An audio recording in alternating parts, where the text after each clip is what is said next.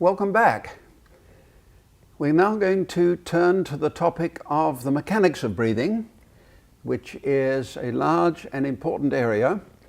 Sometimes it's considered along with ventilation that we dealt with right at the beginning, but is such an important area that I personally think it's easier if we discuss it separately, and so that's what we're going to do. And we'll start by looking at the muscles of respiration. Now, inspiration is normally active, but expiration under resting conditions is passive, and the lung simply returns to its equilibrium position. The most important muscle of inspiration is the diaphragm, shown here. The diaphragm is a thin sheet of muscle that stretches across under the lung. It's connected to the ribs at the side and the spine at the back. And when it contracts, two things happen. One is that when it shortens, it comes down, and you can see that increases the vertical dimension of the thoracic cage. In addition, when it contracts, the ribs are moved out, as you can see at the bottom. Now, perhaps it's a little bit difficult to understand how the ribs move out when the diaphragm contracts, but the way I like to think of it is that when the diaphragm contracts, it increases the pressure within the abdominal cavity down here, and that causes the ribs to move out. The diaphragm is innervated by two phrenic nerves, one to each side of the diaphragm, and these originate very high in the spinal cord, cervical segments 3, 4, and 5. This is very much an advantage because if the spinal cord is damaged below that level, there may be paraplegia or even possibly quadriplegia, but the diaphragm remains innervated, and so breathing is not greatly impaired. And incidentally, just on a historical note, Galen, the Greco-Roman physician in the 2nd century, was aware of this because he was studying the gladiators who had all sorts of terrible injuries. Now, the diaphragm moves down about 1 centimeter or so during normal breathing, but in an extreme inspiration, it can move down as much as 10 centimeters. The diaphragm, as I say, is separately innervated, so that if one side is paralyzed, if the phrenic nerve is damaged for some reason, then one side of the diaphragm does not contract, and that can be easily tested by asking a patient to sniff, and when he sniffs, the active part of the diaphragm goes down, but the passive part moves up because the pressure inside the thoracic cage is reduced. Now, the diaphragm is by far the most important muscle of inspiration, but in addition to the diaphragm, we have the external intercostal muscles, which, as you can see here, run downwards and forwards between the two ribs, rather like the pocket of a pair of jeans, downwards and forwards. And when the external intercostal muscles contract, they raise the ribs, as probably you can see by having a look at where they're attached here.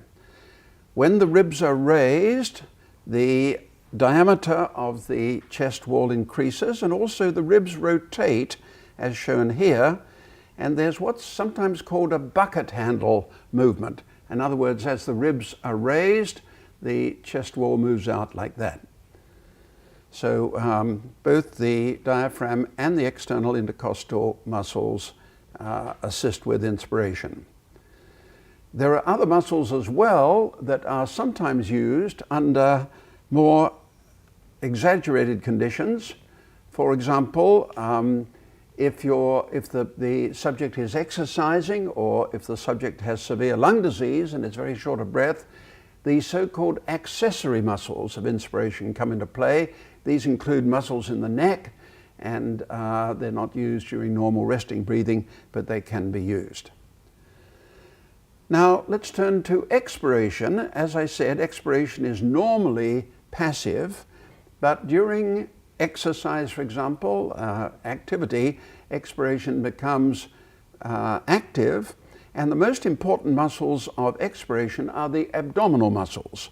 the rectus abdominis and other types of muscles that I won't bother you with. But these contract and they push the abdominal contents in, and as a result, the diaphragm is pushed upwards. And that causes, of course, a reduction in volume of the thoracic cage. And this is a nice image because it shows the active and passive movements during inspiration and expiration. During inspiration, the diaphragm moves down actively, but it moves up passively during expiration. And during active expiration, the abdominal wall moves in, but during inspiration, the abdominal wall passively moves out. In addition to the abdominal muscles, expiration is assisted by the internal intercostal muscles that run in an opposite direction to the externals, and they cause the ribs to move down, and that reduces the volume of the thoracic cage.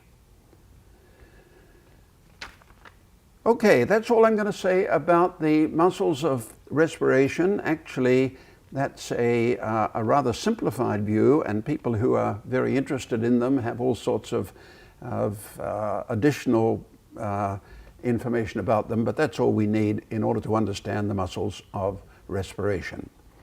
Now let's move to the pressure volume behavior of the lung. And let's imagine here that we have a lung, an animal lung, or indeed even a human lung taken at operation, which can be cannulated, the airway is cannulated, and the lung is then connected to a spirometer. Now we met the spirometer earlier on. One of the important things about the spirometer is that the pressure inside it is atmospheric pressure because the weight of the spirometer is balanced by a weight on the other side here. Now the lung, as you can see, is inside a jar, and we're able to reduce the pressure in the jar with a vacuum pump, and we can measure the pressure here. And so let's start with the pressure inside the lung, atmospheric. The pressure in the alveoli is atmospheric. The pressure outside the lung is atmospheric, and so we're at this point here. And the first thing you can see is that even without inflating the lung, there's a small volume of gas in the lung. That's called the minimal volume. That's actually quite difficult to remove because of the closure of small airways. So that's the minimal volume. And now suppose we turn on the pump and we reduce the pressure to, say, -5 centimeters of water. And we measure the volume here, and then we go down, we wait a few seconds for the system to equilibrate, then we go down to -10 centimeters of water, measure the volume again, and so on, and we plot out the inspiratory limb of the pressure volume curve. We go all the way down to, say, -30 centimeters of water. Then we go in the opposite direction. We allow the pressure to come up to -25, -20, and so on, and we measure the expiratory limb. Now there are a couple of interesting features about this pressure volume curve. One is that it is clearly nonlinear. Now that's quite unlike the curve relating length and tension of a coiled spring. If you take a wire spring and you stretch it, the extension, the strain, is proportional to the stress, the force extending it. That's Hooke's law. So the spring behaves in a linear fashion, not so the lung. The lung is nonlinear, and as you can see, at high levels of inflation, it becomes much stiffer and more difficult to expand. The other obvious thing about the pressure volume behavior is that the path taken during inspiration is not the same as the path taken during expiration, and that's called hysteresis. That's a Greek term meaning that the behavior lags behind. During expiration, it lags behind the behavior during inspiration. Let's be clear about what we mean by these negative pressures. Sometimes people are confused by this. -10 centimeters of water simply means 10 centimeters of water less than atmospheric pressure. We're relating these pressures to atmospheric pressure. And that's something that's convenient and very frequently done. For example, if you go to a doctor's office and you ask him to measure your blood pressure, he says it's 100 millimeters of mercury, for example. He means 100 above atmospheric pressure. Imagine the confusion if he said it was 760 plus 100, 860 millimeters of mercury. That would be very confusing. So we're measuring the pressures with respect to the atmosphere. Now, an interesting thing about these pressures is as follows. Suppose I put a pressure of minus 10 centimeters of water outside the lung here in the jar, and then I close the airway. I clamp it or put a stopper in it or whatever, and then the lung volume, of course, remains constant because the airway is closed, and then I allow the pressure around the lung to come to atmospheric pressure. What's the pressure inside the lung? Well, it's plus 10 centimeters of water, because at a given lung volume, the pressure across the lung, sometimes called the transpulmonary pressure, is going to be constant. Suppose I do the same sort of thing, and instead of having a pressure of 0 around the lung, I raise the pressure around the lung to plus 10 centimeters of water. What would be the pressure inside the lung? Plus 20 centimeters of water. In other words, we always have the same difference of pressure across the lung at a given lung volume, and that's a very important point. We could measure this pressure volume curve using positive pressure inflation.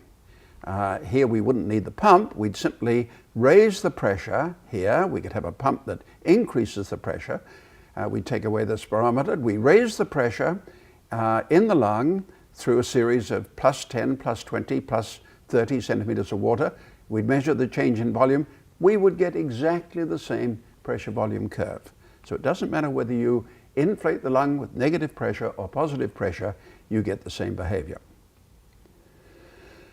Okay, now sometimes we want to measure the pressure volume behavior of the lung in a patient. How can we do that? Well, normally what we do is we measure the pressure not in the intrapleural space around the lung. It's too difficult to do and too dangerous. We measure the pressure in the esophagus, which after all is around the lung. It's in the mediastinum around the lung. We place a small tube, a small balloon in the esophagus, and we measure the pressure. And we normally look at the deflation limb of the pressure volume curve just because that's more repeatable.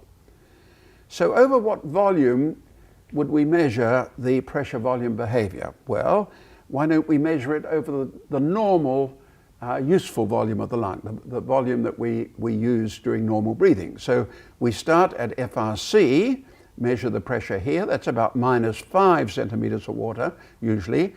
And then in this particular illustration, we go up 1 liter above FRC, and we measure the volume. And we measure the pressure here. So in this particular example, the pressure change is 5 centimeters of water from minus 5 to minus 10 for an increase in volume of 1,000 mils. And now we can calculate what's called the compliance. The compliance of the lung is the change in volume per unit change in pressure. And some of you have probably met that term before. We could talk about the compliance of elastic material is sometimes talked about.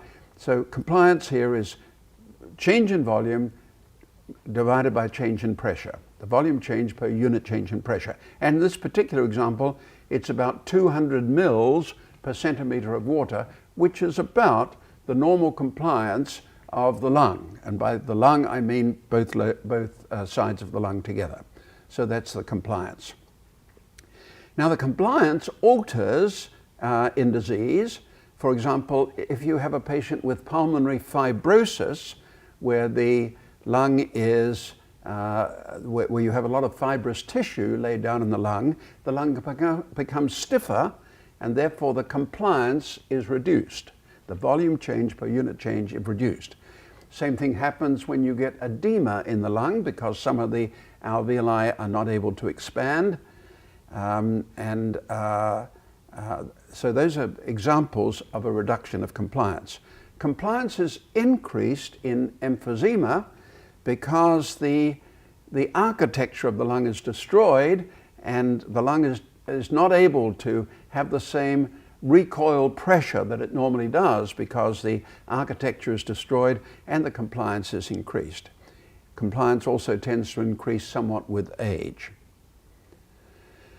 Sometimes we want to measure the compliance of different sized lungs. Now this is mainly in comparative physiology where we're looking at, say, a mouse lung and a human lung. Of course, we wouldn't expect a mouse lung and a human lung to expand by the same volume for the same change in pressure. And in that case, we sometimes measure what's called the specific compliance. That's the compliance divided by the lung volume. Now, what's responsible for this pressure volume behavior of the lung?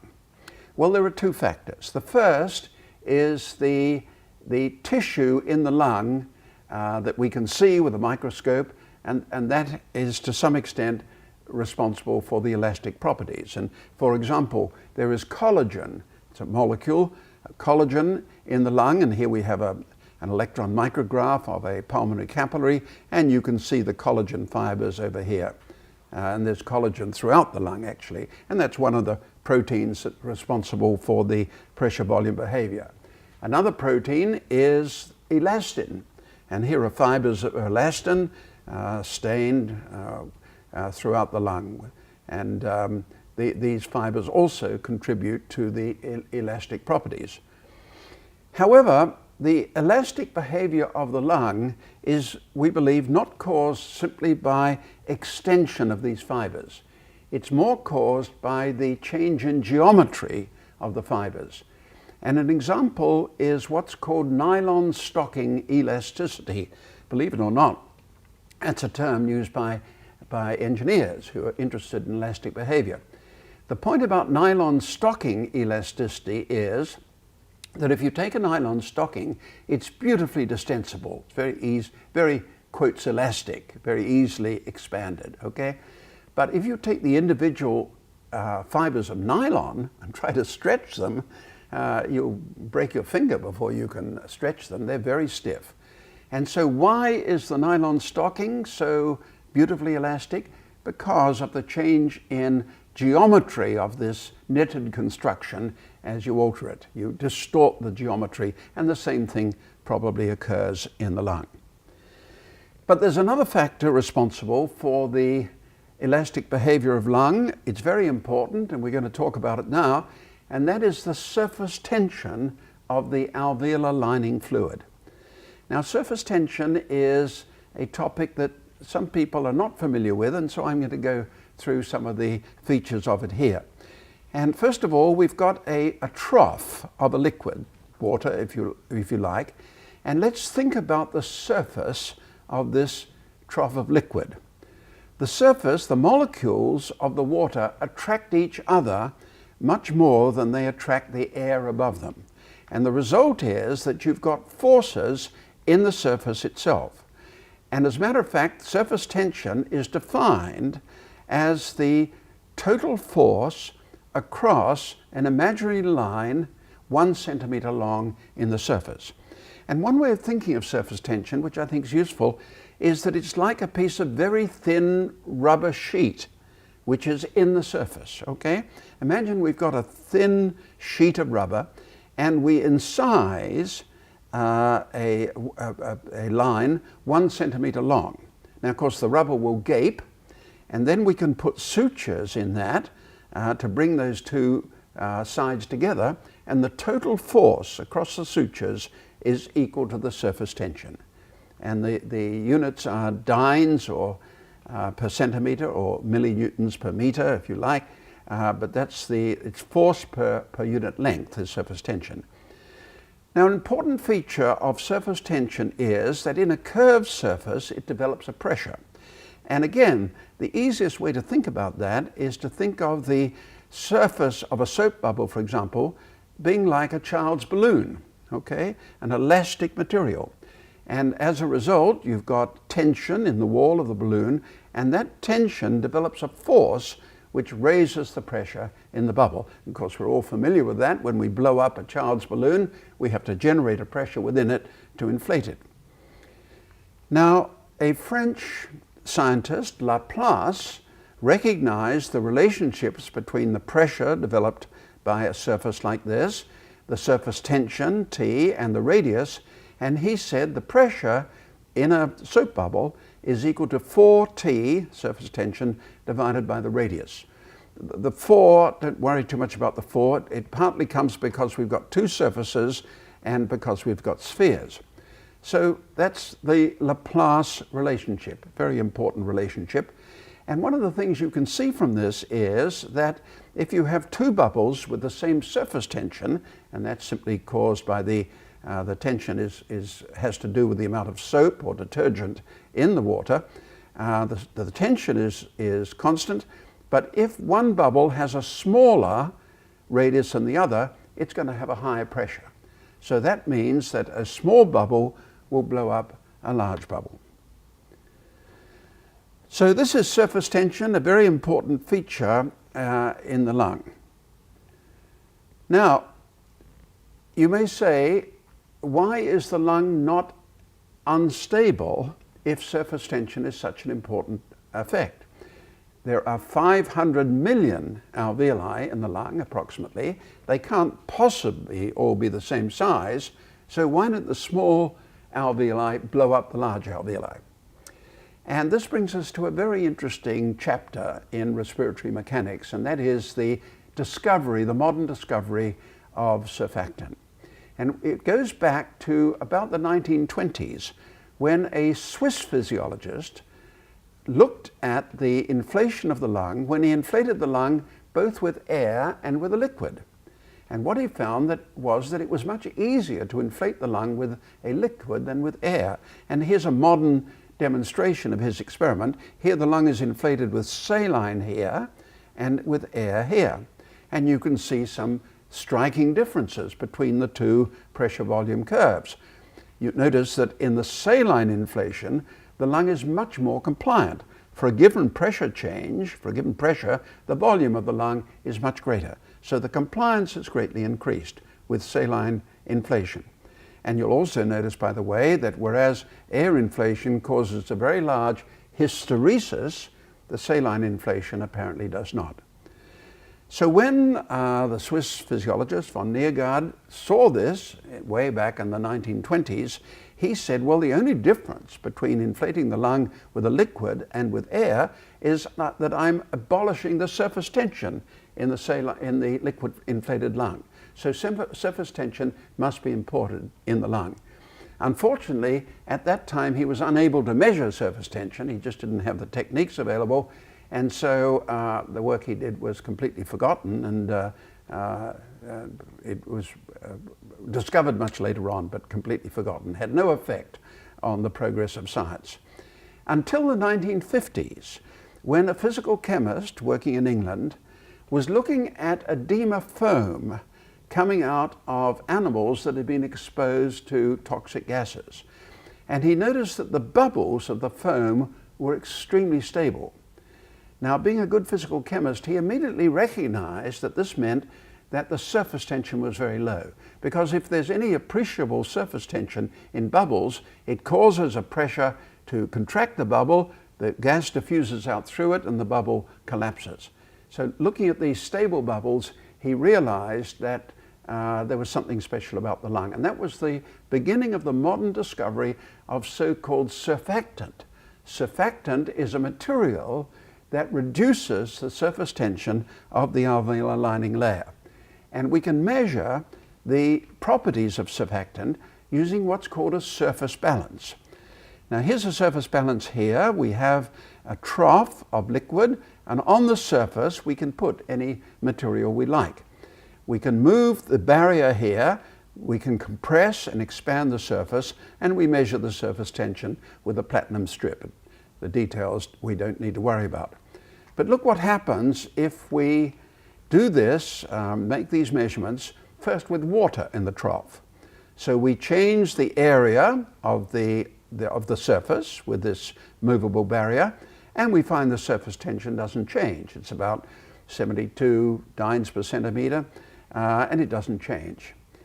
If we add detergent to the water, we reduce the surface tension, and that's the reason why detergents are useful in washing. They reduce the surface tension. But again, the surface tension is irrespective of the area of the surface. But look what happens when we put extract from lung in the surface of this trough. We find that the surface tension varies greatly with area. And in fact, at the end of when you compress the area to a very small amount, the surface tension becomes extremely low. In fact, when this was first discovered, Patel, who was the physical chemist, said, I can't measure the surface tension at all, it's so low. So this is very interesting. What it means is that when Laplace pointed out that a bubble with a very small bubble will tend to blow up a large bubble, here we've got a small bubble, the surface is reduced and the surface tension is low. So that may indeed contribute to the stability of the lung. And we now know that the lung secretes a phospholipid called dipalmitol phosphatidylcholine, such a mouthful that I can hardly say it. We call it DPPC. And it's a phospholipid which is produced by the lung and reduces the surface tension. And before I do that, I should point out that the surface tension, as you can see here, the surfactant has a lot of hysteresis, and maybe that explains, in part at least, the hysteresis of the air-filled lung, because the saline-filled lung, where the surface tension is abolished, shows very little, if any, hysteresis. So the surfactant, the DPPC, is produced by the type 2 alveolar epithelial cell. Remember, we saw this cell way back at the beginning of this series. This is a beautiful scanning electron micrograph of a type 2 alveolar epithelial cell. You remember, it's a rather globular looking cell, quite unlike the type 1 cell, which are these cells around here. And it has these microvilli around it, and you can see the holes in the cell through which the surfactant is produced. And surfactant, you can actually see inside the cell these so-called lamellar inclusion bodies. These are in the cytoplasm of the cell. Here's a nucleus here in the cytoplasm of the cell, and these are extruded through the holes, as we saw previously, and they form surfactant. You can always recognize surfactant because it's got this sort of onion skin appearance, and you can see it you can recognize it in the electron micrograph. So surfactant is an extremely important material. Its half-life is relatively short. It turns over fairly rapidly, and it's got to be produced all the time. Otherwise, the surface tension of that part of the lung increases. Now, what are the functions of surfactant? Well, from what we've seen, there are three. First of all, it increases the compliance of the lung. It makes the lung less stiff. Okay, so in the absence of surfactant, you would have a stiff lung. Secondly, it increases the stability of the lung, very important. And thirdly, it reduces the tendency to alveolar edema. Now, this is always difficult to explain, but let me have a go at it briefly. Because you've got the alveolus with the surface, with the lining layer, and the alveolus tends to contract, this reduces the pressure around the capillaries in the alveolar wall. And when you reduce the pressure around the capillaries, that tends to cause edema fluid to move out. Therefore, if you reduce the surface tension, you reduce the tendency of the alveolar edema to occur. And indeed, Patel thought that the primary function of surfactant was to reduce the tendency for edema. We don't normally emphasize that quite so much now. We think the most important feature of surfactant is to increase the stability of the lung. So what would you expect in a lung with the absence of surfactant? Well, it turns out that surfactant is produced relatively late in fetal life. And some babies, particularly premature born babies, are born with the absence of surfactant. And here's an example here from one of these babies. And you can see perhaps a little difficult if you're not used to looking at these things, but what we've got here is collapsed lung. This is very unstable lung which has collapsed in some areas. You can see various areas where it's open, most of it is collapsed. The lung was also stiff, difficult to expand, and it had alveolar edema. You can see the edema fluid here.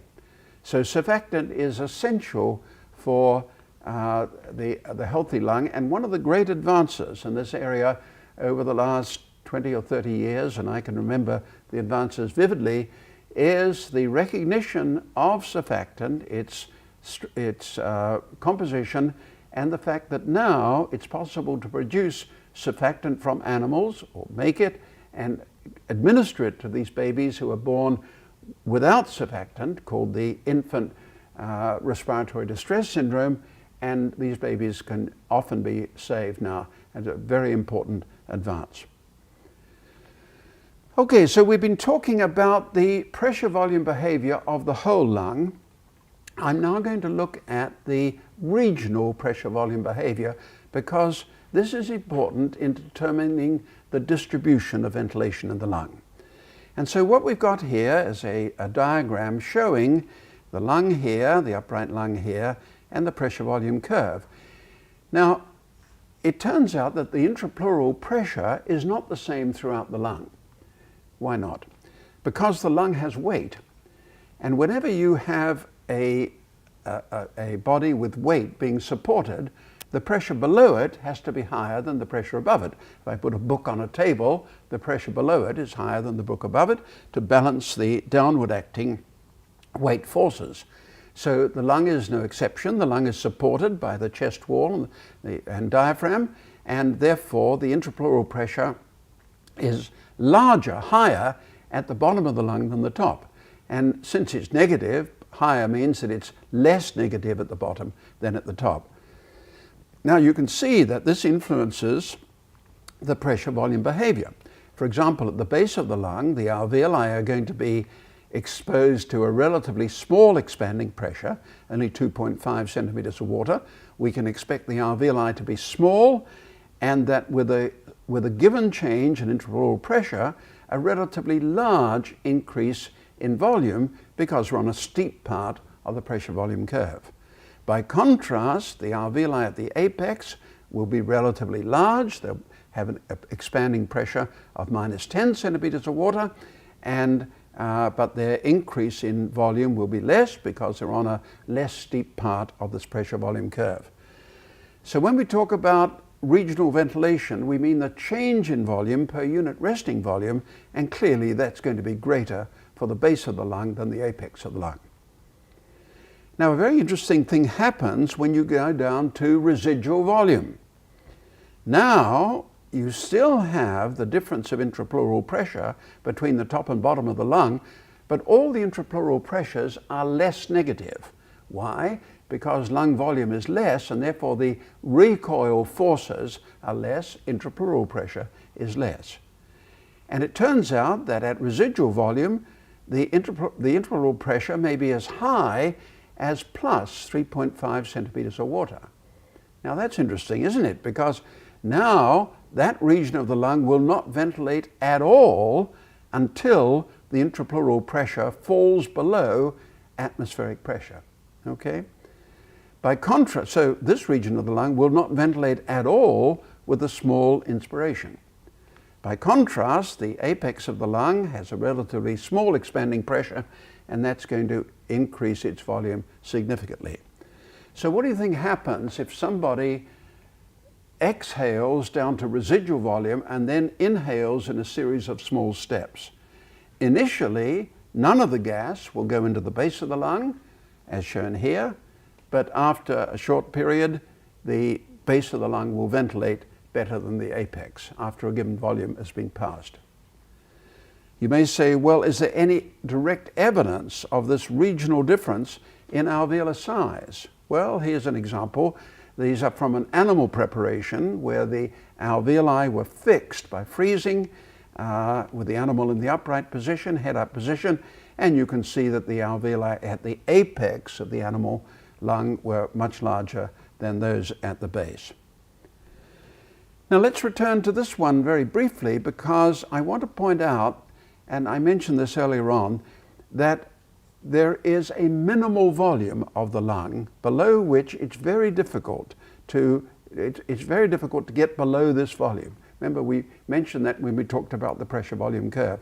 And the reason is that the small airways close at the bottom of the lung, preventing gas being exhaled from the alveoli. And the result of that is that, of course, under these conditions of airway closure, this region of the lung is unventilated. That only happens at very low lung volumes in young normal people, but with increasing age, that tends to happen even at FRC. That can happen, some amount of airway closure, because in age, the recoil pressures of the lung become less. It's a little bit like mild emphysema, and you can get airway closure at the bottom of the lung, even at FRC sometimes. And this certainly occurs in patients with lung disease. Now, we've been talking about the pressure volume behavior of the lung. I'd now like to move to the pressure volume behavior of the chest wall.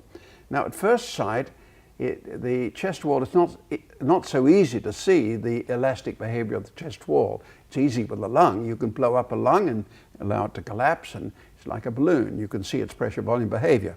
But it's much more difficult to show this with the chest wall. But here's an example. Under normal conditions, the pressure inside the alveoli is atmospheric, the pressure out here is atmospheric, and the pressure in the intrapleural space is, say, -5 centimeters of water. This is because, if you like, the lung is pulling in, but at the same time the chest is pulling out.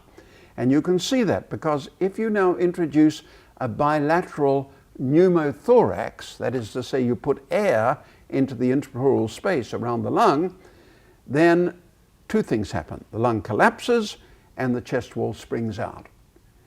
And we can sometimes see that in radiographs. Here's an example of a pneumothorax of the right lung. Now, you know, when we're looking at a chest x-ray, the patient's left is here and the patient's right is here, so this is the right lung.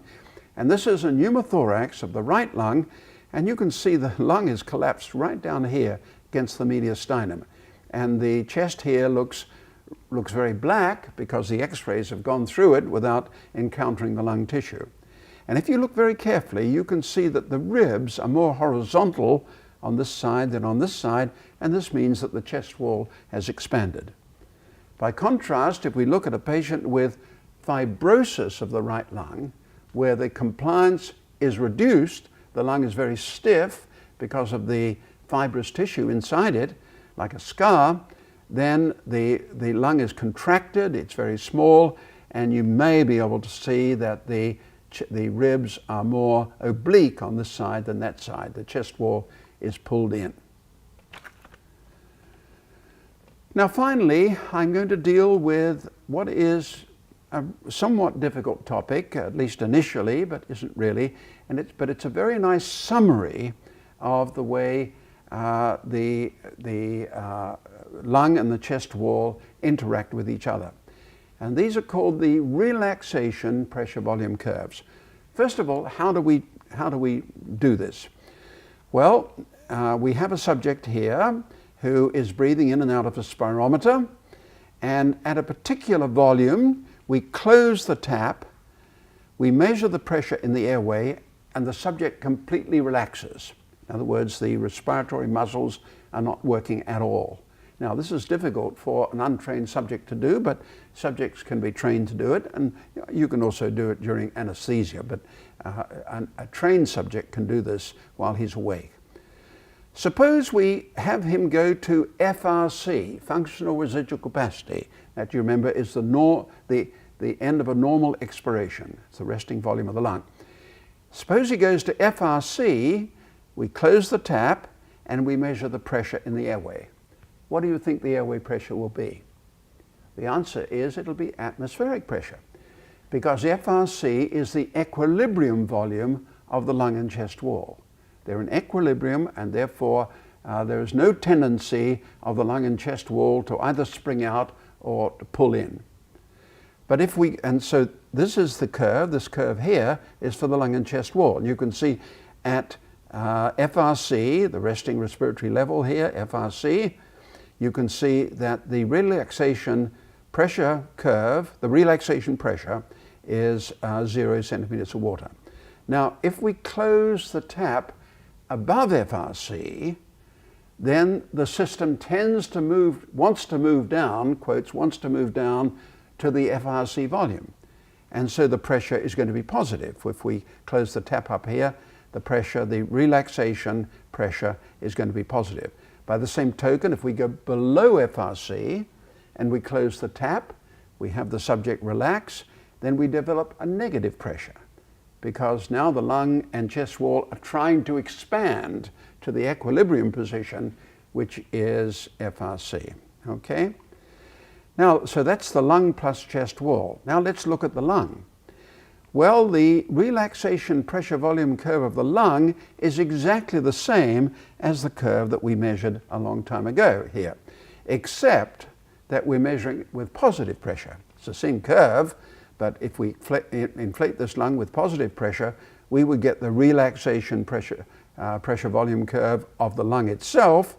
In other words, if we inflated the lung with positive pressure and we measured the pressure in it at a given volume, that would give us the relaxation pressure. So that part is quite easy to understand too. And notice we go down to minimal volume, that's the lowest volume of the lung. Now the only one that's going to be a little confusing perhaps is the relaxation pressure volume curve of the chest wall. We can imagine that being measured in someone without a lung, only with a chest wall. And the point about the chest wall is that at FRC, the relaxation pressure is -5 centimeters of water. And I should have pointed out that the lung itself at FRC has a relaxation pressure of about +5 centimeters of water, okay? But that's balanced by the relaxation pressure of the chest wall, which is -5. In fact, at every point here, the lung plus chest wall pressure is determined by the difference between those two pressures. Here you can see at FRC you've got +5 here, -5 here. Here at 75% of the vital capacity, you've got the chest wall has the lung has a relaxation pressure of say +10 or something like that, and the chest wall has got 0, and the lung and chest wall are the same. So this encapsulates a lot of information, and initially it's rather daunting, but if you work through it, it's a very nice way of seeing how the lung and the chest wall interact. So let me now just summarize some of the main points we've made. Respiration, in respiration, inspiration is normally active, but expiration is passive, and you go down to the resting volume of the lung, which is the functional residual capacity. The most important muscle of inspiration is the diaphragm. In fact, if the intercostal muscles are not working, the diaphragm still is able to do a pretty good job in ventilating the lung. In inspiration, the most important intercostal muscle is the external intercostal muscles, and at high levels of ventilation you use the accessory muscles as well during heavy exercise, for example. The most important muscle of expiration are the abdominal muscles, but they are assisted by the internal intercostal muscles. We then looked at the pressure volume curve of the lung and saw that it's easy to measure, and two features of it are that it's nonlinear and also that there's a good deal of hysteresis. We talked about the definition of compliance, which is volume change per unit pressure change, and how that can be measured in a patient by measuring the esophageal pressure as an index of intrapleural pressure. We then talked about what was responsible for the properties, the elastic properties of the lung, the pressure volume behavior of the lung. Two categories. One is the fibers within the lung, the collagen, elastin fibers within the lung, and the second is the surface tension. And we pointed out how important surface tension is, that it explains the difference in pressure volume behavior of saline-filled and air-filled lung, and we indicated how we can measure surface tension and the fact that the surfactant, DPPC, is extruded from the type 2 alveolar epithelial cells, and that surfactant is produced relatively late in fetal life, and babies who are born prematurely may be born without surfactant, and in which case the lung is unstable, stiff, and liable to develop pulmonary edema, but that now artificial surfactant can be used to tide these babies over that difficult period. We then talked about the regional ventilation of the lung, which can be explained by the fact that the intrapleural pressure is not the same at the top and bottom of the lung, and we went through on the different patterns at FRC and residual volume. We then pointed out that air trapping occurs at the base of the lung when the small airways close. We then moved to the pressure volume behavior of the chest wall. We used the example of pneumothorax. And then we finished by talking about the relaxation pressure volume curves, which encapsulate so much information about the relative behavior of the lung and the chest wall. So that's the end of what we call statics. Those are the pressures and volumes. And next time we're going to move to dynamics and talk about airflow and airway resistance. Hope to see you there.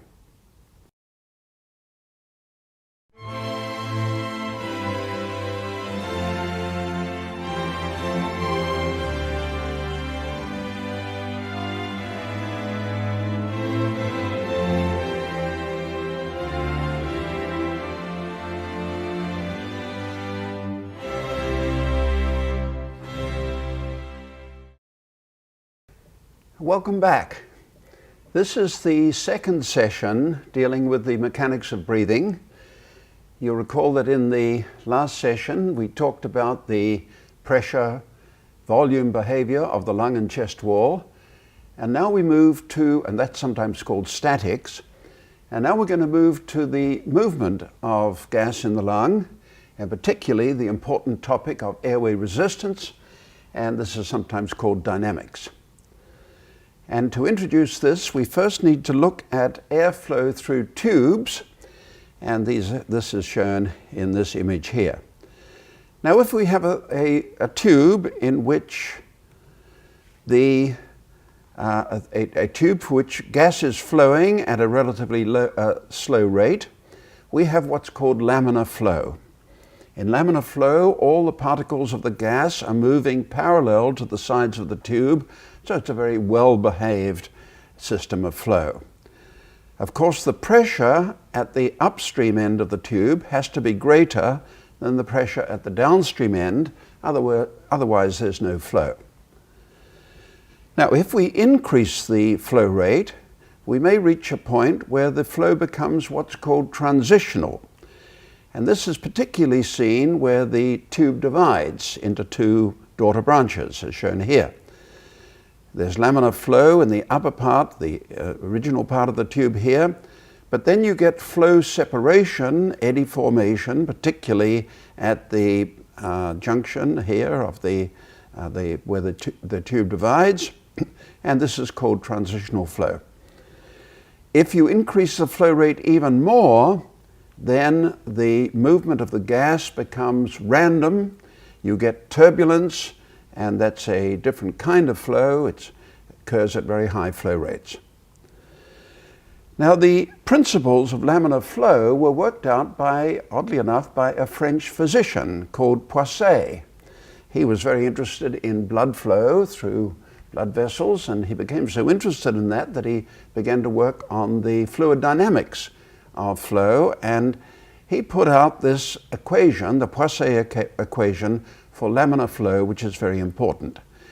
And you can see that it says that the flow in liters per minute, or whatever you like, is equal to the difference of pressure between the two ends of the tubes, delta P, times pi times the radius to the fourth power divided by a constant 8, the viscosity eta, and the length of the tube L. So you can see that flow is proportional to the pressure difference. It's inversely proportional to the viscosity and to the length, and it depends on the fourth power of the radius. Now the resistance is given by the delta P, the difference in pressure, divided by the flow. You recall that we talked about that when we were discussing the blood flow through the lung. And so from this we can calculate the resistance, derive it as 8 times viscosity times length over pi r to the fourth. Now that's interesting. It's not surprising that the resistance is proportional to the viscosity. The higher the viscosity, the greater the resistance to flow. It's not surprising that it's proportional to the length of the tube. The longer the tube, the higher the resistance. What is remarkable is that the resistance is inversely proportional to the fourth power of the radius. What that means is that if you halve the tube, the resistance increases 16-fold. So there's an extraordinary sensitivity to the radius of the tube. And that is very important in diseases like asthma, where the tubes narrow, the airways narrow, and of course the resistance to breathing increases tremendously. So the Poisson equation for laminar flow has some very important consequences.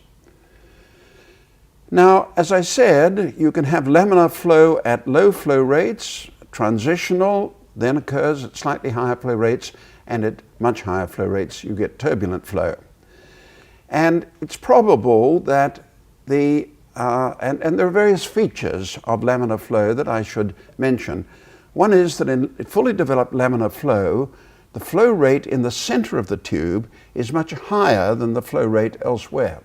In fact, you've got what's called a velocity profile, which turns out to be a parabola, and the flow rate in the center of the tube is actually twice the mean flow rate. So you've got this spike of flow going down the center of the tube. This is not the case with turbulent flow. With turbulent flow, you get a much flatter velocity profile, whereas in laminar flow, the flow is proportional to the pressure difference between two ends of the tube, but in turbulence, the flow is proportional to the square of the pressure difference, or something like that. Now, whether flow is turbulent or laminar depends on the Reynolds number, as shown here. Reynolds number has radius, velocity, density in the numerator, and viscosity in the denominator, as you can see here. And if you've got long, smooth tubes of uniform diameter, the flow is likely to be turbulent if the Reynolds number exceeds about 2000. Actually, if you look at the Reynolds number, what it's saying is that the Reynolds number is proportional to the inertial component, that's the velocity times the density, divided by the viscous component. So if you've got a high density gas, you're more likely to get turbulent flow.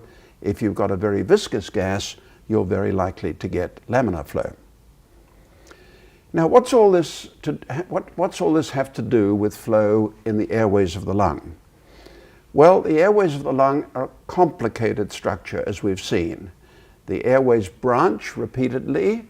They change their caliber with inspiration and expiration. Flow rate changes during inspiration and expiration, and so it's a complicated situation. It's probable that in most of the airways of the human lung, the flow is transitional, but that in the very small airways, where the Reynolds number becomes very low, flow is truly laminar. Probably in the trachea, certainly during exercise, flow is probably turbulent. So the situation in the human lung is a little bit complicated, but it's important to understand the factors determining the type of flow. And in particular, important to realize the importance in laminar flow of the radius and the fact that the resistance is inversely proportional to the fourth power.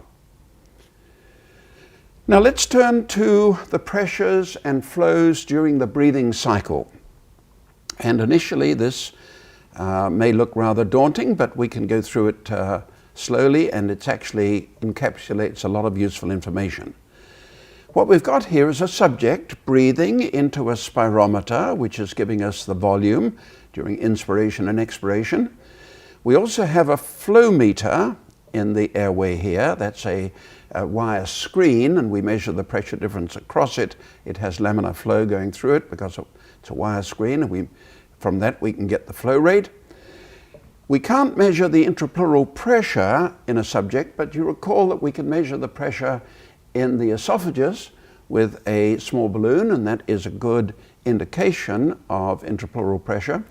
And we can't directly measure alveolar pressure, although we can infer this from the body box. You remember the body plethysmograph that we talked about in the session on ventilation. So let's see what happens here. The subject takes an inspiration, and in this case inspiration is downward. And at the end of inspiration, he stops breathing in, and then he has an expiration. So the plot of volume against time, of course, is relatively simple. That's no problem there. Now let's drop down to the third panel here and look at the flow. Well, as you can see, flow is 0 at the beginning of inspiration, 0, but with inspiratory flow, as the volume increases, flow increases, of course, and shown here. In fact, the flow is maximal here, and then at the end of inspiration, flow falls to 0. Then during expiration, flow increases initially, reaches a peak, then falls to 0 again. In fact, if you've got a mathematical turn of mind, you may notice that the flow rate is simply the slope of the volume tracing here. It's actually the derivative of volume with respect to time. And we could, in fact, measure the flow rate by taking the derivative of volume, but it's actually better in practice to use a flow meter, which is what we're doing here. So the volume and flow patterns are really quite simple. Let's look now at alveolar pressure. Now, for flow to start during inspiration, alveolar pressure has to fall.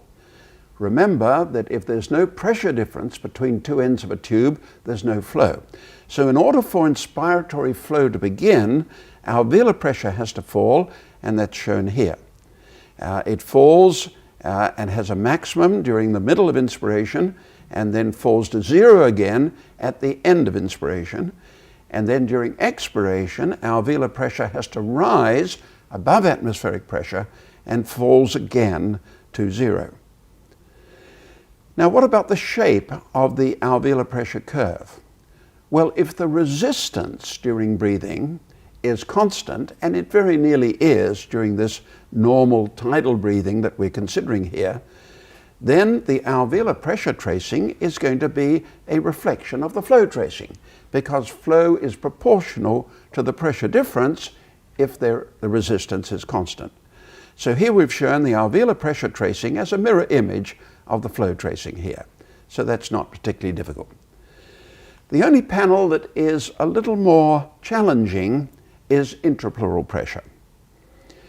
Now let's first of all consider that when the volume of the lung is increased, the static recoil pressure of the lung rises. In other words, it gets more difficult to expand the lung, and therefore the intrapleural pressure falls along this broken line here.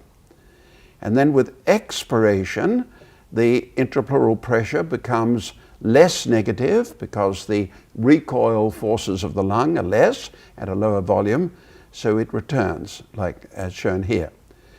And if the compliance of the lung is constant during this relatively small excursion of volume, which it very nearly is, then this curve ABC, the broken line here, will be a mirror image of the volume curve.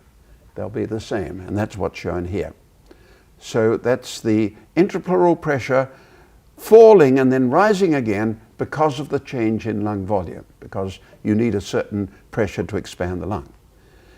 But intrapleural pressure falls for an additional reason, and that is because alveolar pressure falls.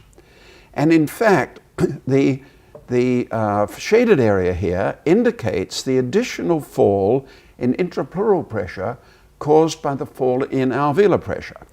And so alveolar pressure falls along the line A, B prime, C, and the solid line going back here again. And you'll notice that the vertical distance here, that's the additional pressure required, is the same as alveolar pressure here. So it's important to realize that intrapleural pressure during inspiration falls for two reasons. One is the increased lung volume and therefore the increased static recoil force of the lung, and the second is the fall in intrapleural pressure, which is necessary for flow to occur.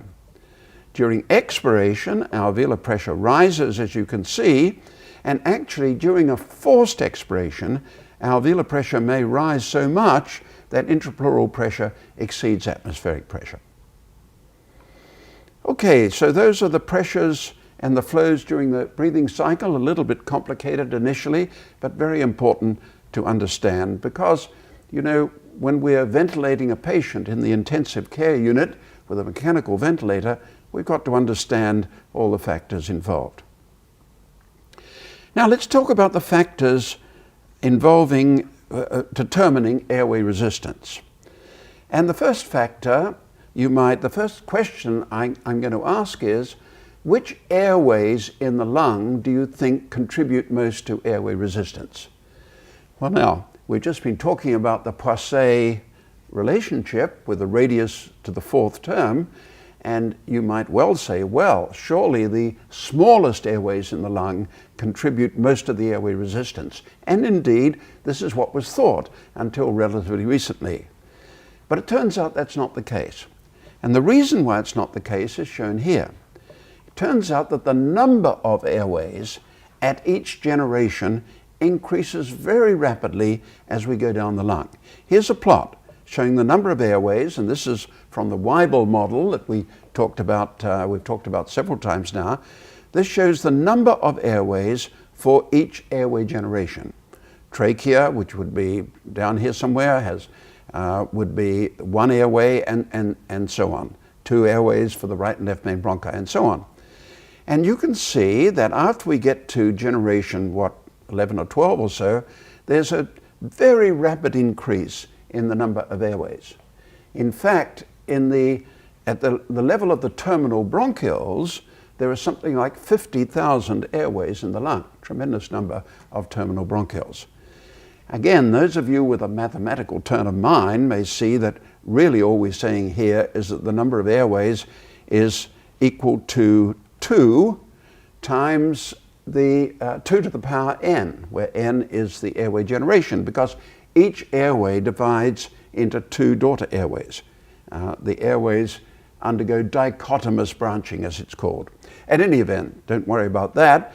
The important thing is that there is a very large number of very small airways. That means that although each airway has a high resistance because of its small radius, the fact that you're sharing the resistance over this very large number of airways means that the resistance of the very small airways is actually quite small. And this plot shows the resistance of each generation as we go from the trachea up here right down to the terminal bronchioles down here. And you can see, as you might not expect, and certainly it was a bit of a surprise actually when this was shown experimentally, most of the resistance is in the medium-sized airways. And actually the very small airways down here contribute a very small amount of the resistance. Remember I said there were something like 50,000 more than 50,000 terminal bronchioles, and this region contributes very little resistance. This has important implications. This region of the lung where the resistance is small, in the small airways here, is sometimes called a silent zone. And the reason it's given that name is that it's difficult to pick up changes in resistance in this region of the lung. We would like to do that because we believe that many of the changes in early disease, early airways disease, occur in the small airways. In fact, you may remember we've referred to this in the past, the fact that pollutants tend to deposit in the small airways, and the reason for that is that they have a very slow diffusion and they can't diffuse to the terminal alveoli because of their high mass, these pollutant particles. They tend to deposit in the region of the terminal and respiratory bronchioles, and we would dearly like to have a method of determining whether the airway resistance increases in mild disease. But it's very difficult to measure that because the intrinsic resistance of these airways is so small that this region constitutes a silent zone and we're not able to measure the pressure in it. Now, other factors increase airway resistance, and one of the most important is lung volume. It turns out that airway resistance, shown here as AWR, decreases as lung volume increases. Now, why should that be? That's simply because the airways are tethered by the alveoli and they are pulled open by the radial traction of the alveoli as the lung is expanded. Actually, you can see that if you look down into the lung with a bronchoscope. A bronchoscope is a tube that you push down into the lung, into the large airways, and you can see the airways. You can see them expanding as the patient inhales, and they decrease their caliber as the patient exhales. And actually, this may remind you of the extra-alveolar blood vessels, which are pulled open for the same reason. The extra-alveolar blood vessels and the airways are pulled open by the radial traction of the lung parenchyma, the fact that as you expand the lung, the tension in the alveolar walls increases and as the lung expands, and that's why the airway resistance falls with increasing lung volume. Sometimes people refer to the resistance, they use another term called the conductance, which is simply the inverse of resistance, and it happens that this has an almost linear relationship with lung volume. The change in airway resistance to lung volume is very important. For one thing, it's important that we know what lung volume we're working at if we measure airway resistance. And it's also important in understanding why patients with severe lung disease breathe at a high lung volume. They breathe at a high lung volume because their resistance is less under those conditions. In fact, a patient with severe chronic obstructive lung disease could not possibly stay alive breathing at a normal volume because the resistance would be too great. So they tend to breathe with a high lung volume. Other factors affect airway resistance. The bronchial smooth muscle, the smooth muscle in the airway walls, is controlled by the autonomic nervous system. And adrenergic stimulation dilates the airways. There are both beta-1 and beta-2 adrenergic receptors. The beta-1 receptors are mainly in the heart. Beta-2 receptors are in the airways. And if you stimulate these, you can get relaxation, you can get an increase in caliber of the airways. And so beta-2 adrenergic receptor drugs are very important in the treatment of asthma, for example. They're an extremely important part of the armamentarium for treating airway disease. Other factors also affect airway resistance. There can be a reflex constriction of airways, and we're going to be talking about that more when we look at the control of ventilation. But for example, if people inhale cigarette smoke, there's a reflex constriction of airways which occurs. And also, another factor affecting airway resistance is the density of the gas. You remember that in turbulent flow, density is one of the factors, not in laminar flow, interesting enough, but in turbulent flow, density is one of the factors. And for example, a diver who goes down, scuba diver for example, and some of you may be scuba divers, will know that when you go down deep into the water, the density of the gas, the increase in density of the gas causes increased work of breathing. It's more difficult to move the gas. And professional divers, for example, will use a helium-oxygen mixture. because that tends to, that reduces the work of breathing. And so density is an important thing. And actually, a helium-oxygen mixture has been used sometimes in the treatment of patients with lung disease. Okay, so those are some of the factors influencing airway resistance, which from a clinical point of view is a very important topic. Now I'm going to move to a very important topic, and that is what we call dynamic compression of the airways. It's very important because it's responsible for much of the disability of patients with chronic obstructive pulmonary disease.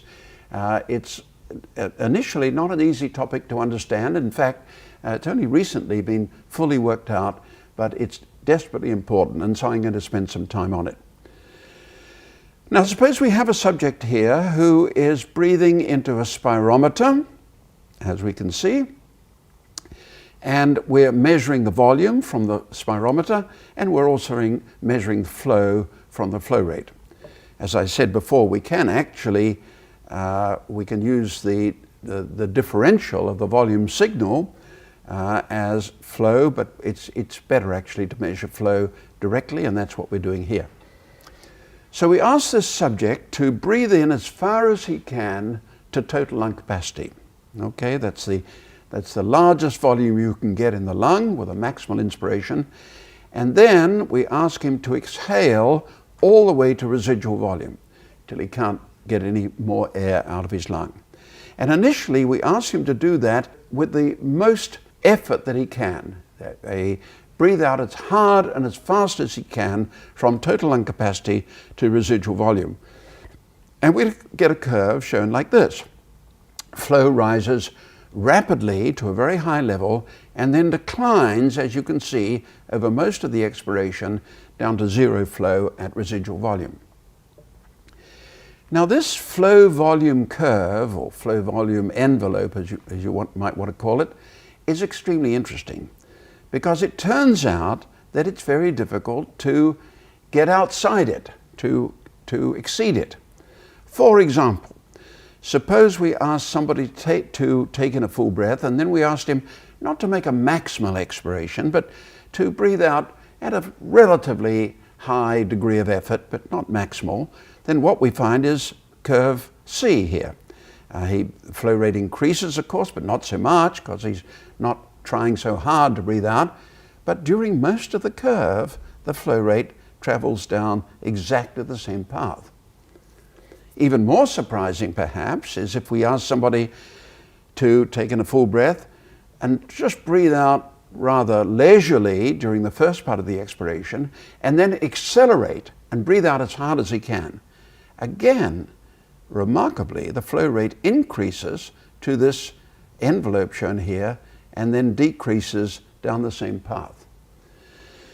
So we can perhaps we can think that a couple of things come from this. One is that something is limiting flow rate in this region of the flow volume curve because we can't apparently get past it.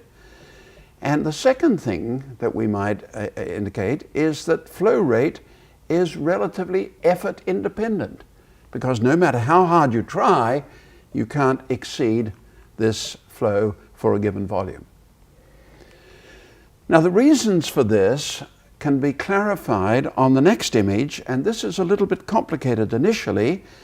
The important thing to realize about this image is that these curves here are not obtained from single expirations.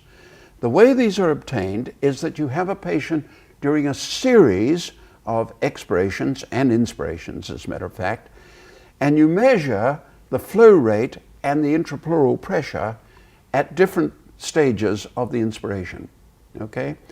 And that's how you generate these curves. These are not single curves like I showed in the previous slide. And these are sometimes called isovolume pressure flow curves because they're curves plotted for particular volumes. A high lung volume here, mid volume here, and a low lung volume here. So let's look first of all at this part of the slide here. This is for inspiration. Inspiration down here.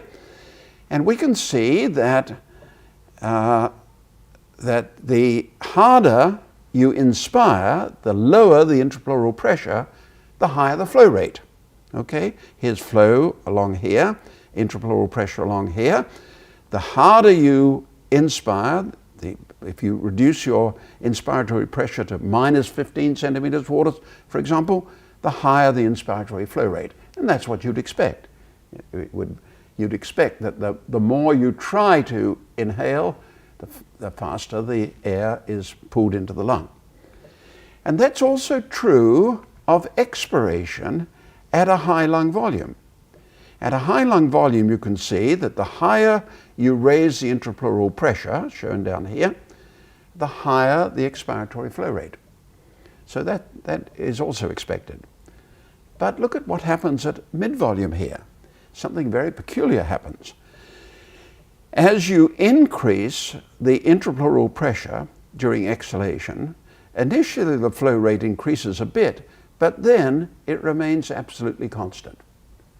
In other words, what we're saying here is that no matter how much you increase your intrapleural pressure, no matter how much you try to exhale, you contract your expiratory muscles, mainly the abdominal muscles, no matter how much you try to inhale, you can't raise the flow rate. And that's even more striking at a low lung volume. Look at the low lung volume here. Over almost all of the expiration, the flow rate is independent of the intrapleural pressure.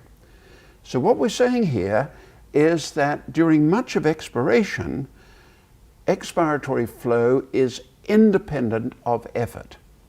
Very interesting. What's the reason for that? Well, this shows some of the reasons for that. And the best way to look at it is we'll take it in steps. Let's start with pre-inspiration here. What we're showing is very diagrammatically, this is the chest cage here. This is the airway here, the alveolus here. And pre-inspiration, where we're at FRC and the intrapleural pressure shown here is about, say, minus 5 centimeters of water. That's a reasonable value. Pre-inspiration, no airflow, and therefore the pressure throughout the airways is going to be atmospheric pressure, shown here as 0. So the mouth pressure here, alveolar pressure here, and pressure somewhere in the airways also shown as atmospheric. Very important point. When there's no flow, there's no pressure difference. Okay? Now let's start inspiring. In order to start to inspire, intrapleural pressure has got to fall. Okay, we make an inspiratory effort, and alveolar pressure falls. If alveolar pressure doesn't fall, of course, there's no flow. How much does alveolar pressure fall in relation to intrapleural pressure? Well, let's assume that we're looking at the events at the beginning of inspiration, before lung volume has changed appreciably. The difference between alveolar and intrapleural pressure must be the same as it is here. Remember we said in the last session that the transpulmonary pressure, the difference between alveolar pressure and intrapleural pressure, depends on lung volume. So if lung volume hasn't changed at the beginning of inspiration here, just at the beginning, then we know that if intrapleural pressure falls to minus 7, the alveolar pressure is minus 2. So somewhere along the airway, the pressure will be between minus 2 and 0. It's always 0 at the mouth. So let's take halfway along here somewhere, doesn't matter particularly. Here the pressure is, say, minus 1 centimeter of water. So what's the pressure across the airway? Well, it's 6 centimeters of water holding the airway open. In other words, you've got minus 7 outside, minus 1 inside, holding the airway open. And incidentally, I should have pointed out that pre-inspiration, the difference in pressure across the airway is plus 5 centimeters of water. And by the way, we're assuming here that the pressure around the airways is the same as intrapleural pressure. Not absolutely accurate, but close enough for our purposes. So during inspiration, the airway is pulled open even more. Let's look now and see what happens at the end of inspiration. Now at the end of inspiration, of course, there's no airflow. We've stopped inspiring. And so the pressure at the mouth is atmospheric, and the pressure in the alveoli is atmospheric as well. Pressure along the airway is all atmospheric. The pressure in the intrapleural space will be more negative, okay, because we've taken an inspiration and the recoil force of the lung is increased. And so now, look, we've got a pressure of 8 centimeters of water holding the airway open. Now, the interesting events happen during the forced expiration.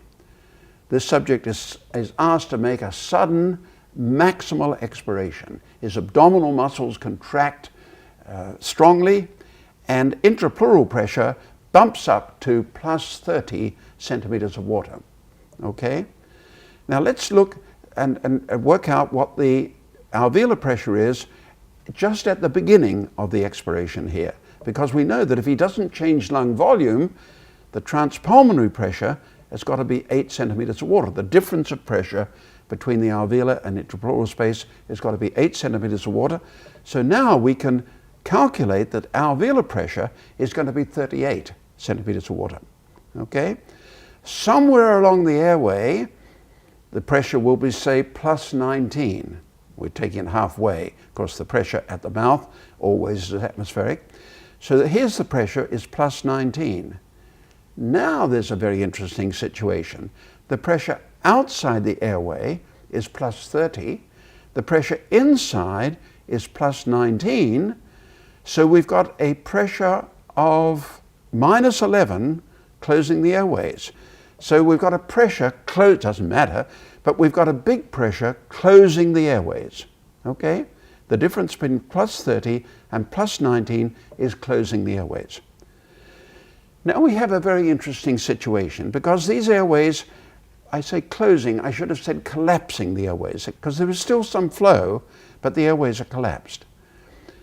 Now, in the situation where the airways are collapsed, the pressure inside the airway is the same as the pressure outside, because these airways are not resisting collapse to any large extent, and so the pressure inside is 30 centimeters of water. So the pressure difference responsible for flow is not plus 38 minus 0, but it's plus 38 minus 30. So it's 8 centimeters of water. So here we've got an interesting situation. If we try to exhale even more, increase our expiratory effort, we'll of course raise the intrapleural pressure, but the alveolar pressure goes up by the same extent, and the difference in pressure responsible for flow, which is plus 38 minus plus 30, that pressure difference is going to be constant. So this explains why the flow rate is independent of expiratory effort. Now, does that remind you of anything? Of course it does. It reminds us of the flow rate in zone 2 of the lung, you remember. We have exactly the same kind of problem. And remember, we described that using this model of 2 collapsible tubes in pressure chambers here. Remember, we said that if we have a collapsible tube here, but the downstream pressure exceeds the pressure in the pressure chamber, then flow is equal to the upstream pressure minus the downstream pressure. But if you've got a collapsible tube here in a pressure chamber where the pressure in the chamber exceeds the downstream pressure, then the collapsible tube will collapse. The pressure inside the tube at the point of collapse is equal to the chamber pressure. Flow is determined by the difference between the upstream pressure and the pressure here, and therefore, in the case of zone 2, this is arterial pressure minus alveolar pressure, not arterial minus venous pressure. So exactly the same thing happens in the lung under these conditions. And this is sometimes called the Starling resistor effect, or the waterfall, or the sluice effect, and it explains why the flow rate is independent of effort. It also explains why the flow decreases gradually over this period here, because the flow rate with with dynamic compression of the airways, which is what this is called, compression of the airways, the flow rate is caused by the difference between intrapleural and alveolar pressure. Or alveolar, and so it's alveolar pressure exceeds intrapleural pressure, and that's the pressure difference responsible for flow, and this gradually decreases, become long volume decreases, and that's why we get flow decreasing down the lung. Now it turns out that this is a very important mechanism in patients with lung disease. There are at least 3 factors why a patient with chronic obstructive pulmonary disease tends to exaggerate this mechanism of dynamic compression. One is that if there is an increase in resistance of these small airways near the alveoli, the small airways here, this is going to increase the rate at which the pressure is lost as we go up the airway. Okay? As the resistance increases here, we'll lose the pressure more rapidly, and therefore this compression point will occur earlier. And as a matter of fact, one of the consequences of this is that as you go from high lung volume to low lung volume, the point of collapse, sometimes called the equal pressure point, moves peripherally down the lung because of the increase in resistance of these small airways. So that's one factor, because these patients with severe lung disease have an increase in the resistance of the small airways. They've lost a lot of their lung parenchyma, they've got holes in their lung, and they've also lost small airways, so they've got an increase in airway resistance. So this is an exaggerating factor. Another factor is that these patients with COPD have an increased lung compliance. Now remember, we talked about that briefly.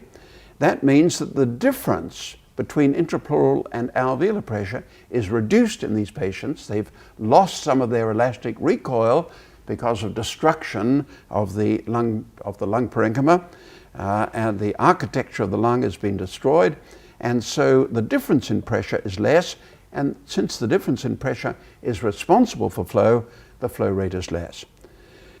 And finally, the radial traction on the airways is reduced in these patients. It turns out that because of the destruction of the lung parenchyma, destruction of the architecture, the tethering of the airways is not as strong as it is in the normal lung. The airways don't have the radial traction they should, and therefore they're more likely to collapse. So this is a very important mechanism in patients with severe lung disease. Now, I've been talking about airway resistance, and I should just mention another factor which goes along with airway resistance, and this is tissue resistance. Tissue resistance is like airway resistance. It's the resistance caused by the sliding of one tissue over the other as lung volume has changed. It's not as much as airway resistance, so we don't spend as much time on it, but we should just mention it. Now finally, I'm going to talk briefly about the work of breathing. And first of all, we'll look at the work done on the lung during breathing. How much work do we need to do in order to expand the lung? And work is often indicated as pressure times volume, and we can do that using a image as shown here. Here we've got intrapleural pressure on this axis, and this is volume above FRC as we expand the lung. As we expand the lung, of course, intrapleural pressure falls, and if there was no airway resistance, the path would be along AEC here. In other words, this would be determined by the compliance of the lung. As the volume increased, the intrapleural pressure would fall, and if there was no airway resistance, the work done on the lung would be indicated by the area of this trapezoid, 0, A, E, C, D, 0 here. That would be the work done expanding the lung. Because there's airway resistance, however, the intrapleural pressure falls somewhat below what you would expect if there were no resistance, and so the curve goes up here, and the shaded area indicates the additional work done on the lung because of the airway resistance. In other words, the total resistance then, the total work done on the lung would be 0, A, B, C, D, 0 here. So that's the work done inspiring the lung, inspiring in the presence of airway resistance.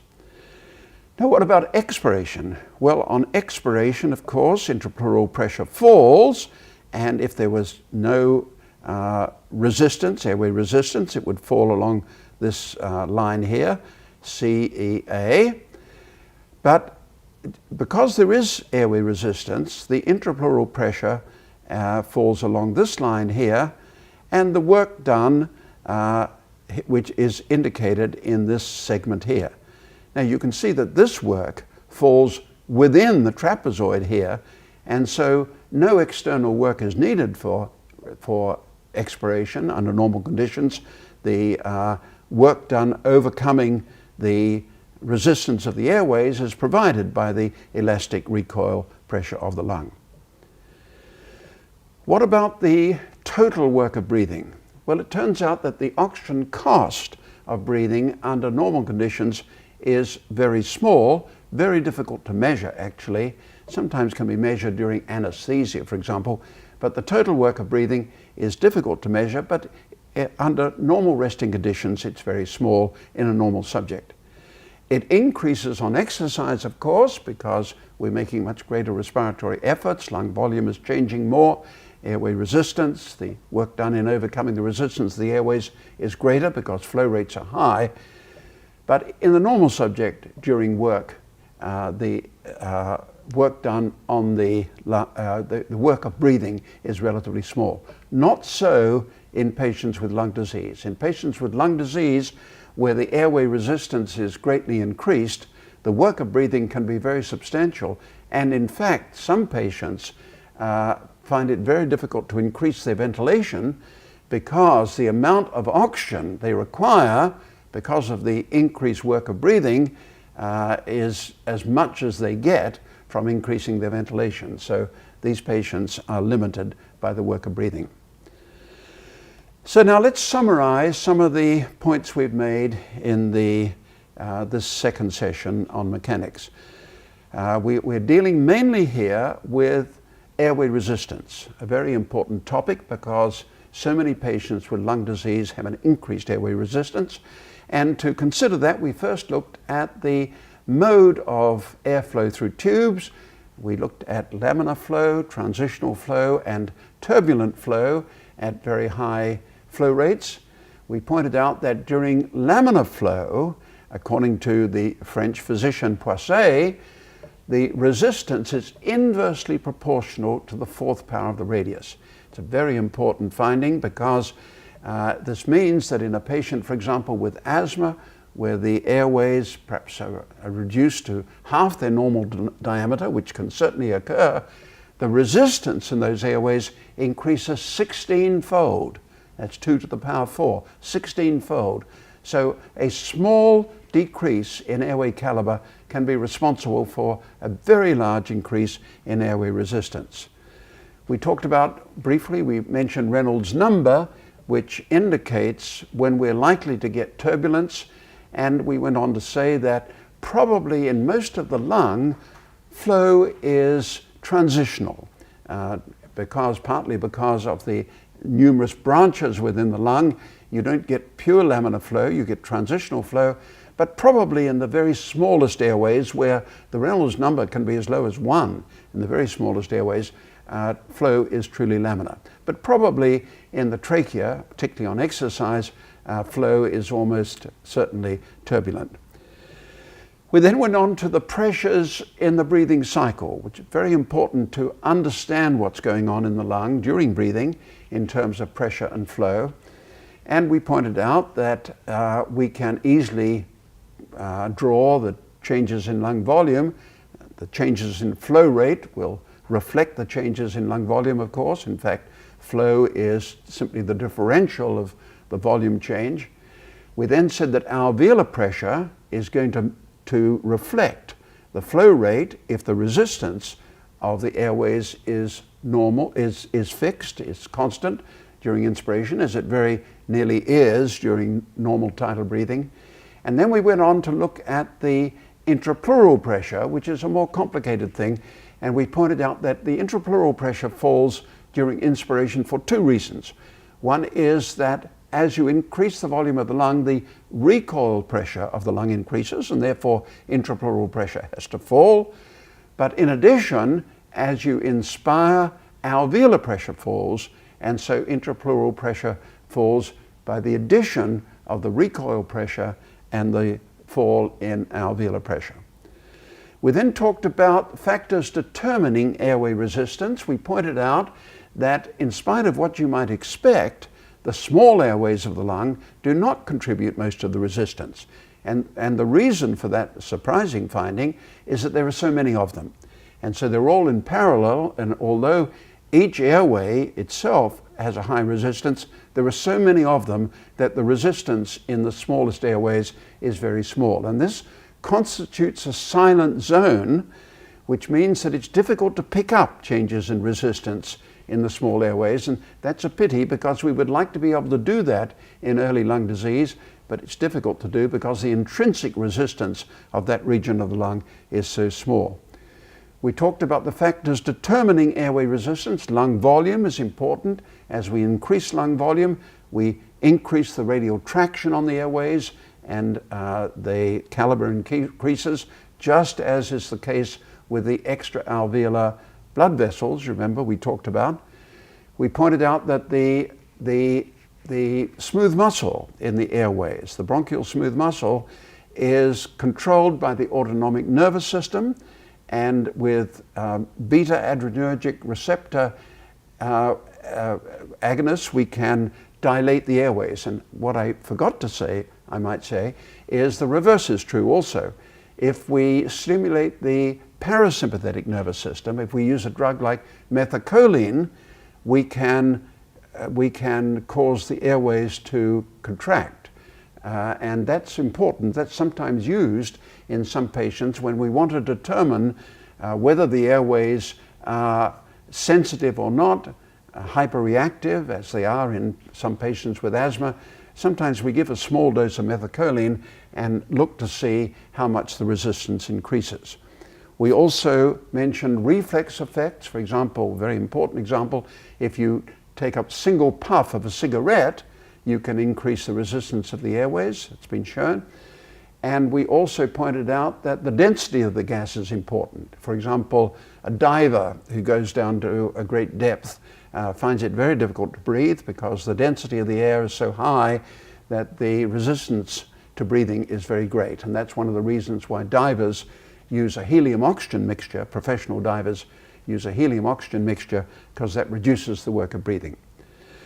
We then went on to this very important topic of dynamic compression of the airways. And we showed the flow volume curve and pointed out that in the expiratory limb of the flow volume curve, it's very difficult to change the flow rate. And so experimentally, flow becomes independent of effort.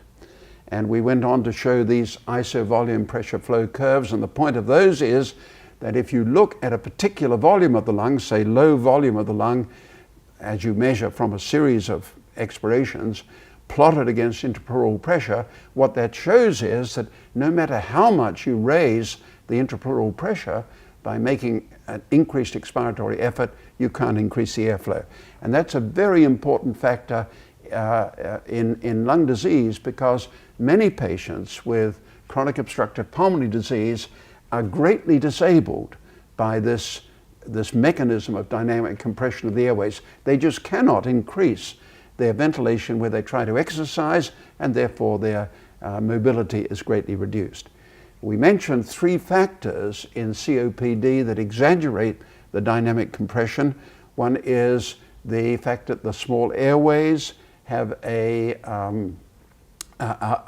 lost in COPD, and that exaggerates the dynamic compression. Another was that compliance of the lung is increased in many of these patients, and since the difference between alveolar and intrapleural pressure is what's responsible for the flow, then that's an important factor. And finally, we pointed out that radial traction on the airways, because of the lung disease, the destruction of the architecture, means that the airways collapse more easily. So it's a very important problem in patients with COPD. We mentioned briefly tissue resistance, which is like airway resistance, except that it's caused by the sliding of tissues over each other. We should just mention that. And finally, we talked about the work of breathing.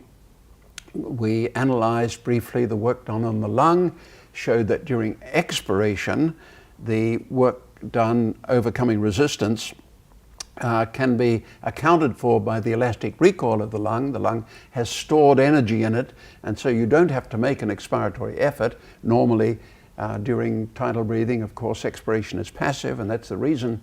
And then finally, we mentioned the total work of breathing, which in normal subjects is small at rest and not great even during exercise, increases of course, but with moderate exercise not particularly great. But with patients with lung disease, the work of breathing can become very high because of the increased airway resistance, and this is an important factor in limiting their exercise ability. So that concludes our discussion of the mechanics of breathing. Hope to see you next time.